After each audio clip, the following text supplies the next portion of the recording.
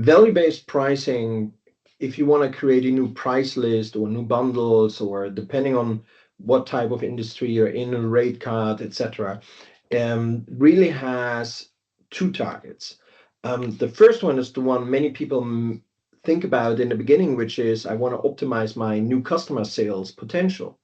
However, that's a potential that builds up only over time. And while for the future that's really important, the short-term, more important driver is monetizing your customer base.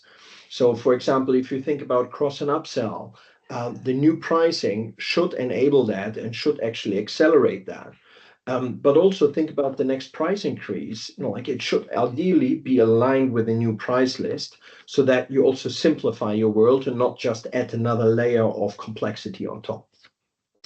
The second part that's important is obviously also a proper execution, so that whatever you have put in motion can also be implemented. Think, for example, about systems and how a customer could be migrated from A to B. Those are topics that are also important to take into consideration.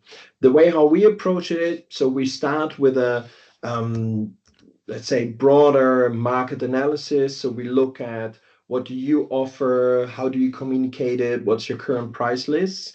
Then we also look at what are the needs of the customers, and also what's their willingness to pay. But then we also look at the competition and we look what they are offering, how they communicate it, and if we have for what prices. Once we have that information, we then basically look also at historical analysis about up and cross-selling path, churns.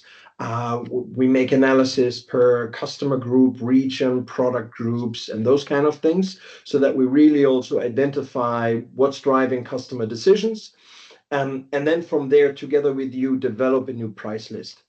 The ideal price list, in our view, is simple. Our aim is always to fit it on one paper. Not always achieve that, but we've seen situations with customers that had price list of 20 pages, which we afterwards fit on one paper. We also challenge ourselves on what's the right pricing driver. Especially if you want to move to value-based pricing, you want to find a driver that enables a low entry point in terms of pricing, but still allows you to monetize with a more mature customer. And your pricing driver and your bundling, obviously, also is then really the way, like the most important driver that determines that.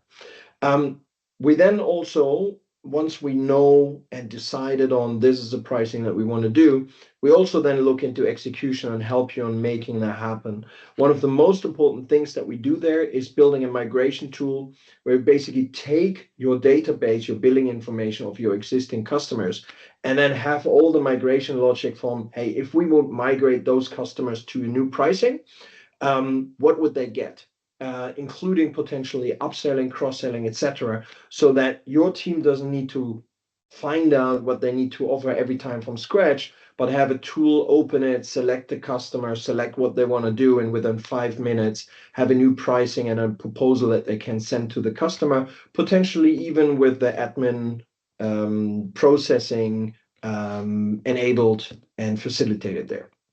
So if you're looking for value-based pricing with your price list, the topics I just mentioned are topics you should have top of your head. And if you want to have a short chat with us about it, please just reach out with a booking meeting on this page. Thank you.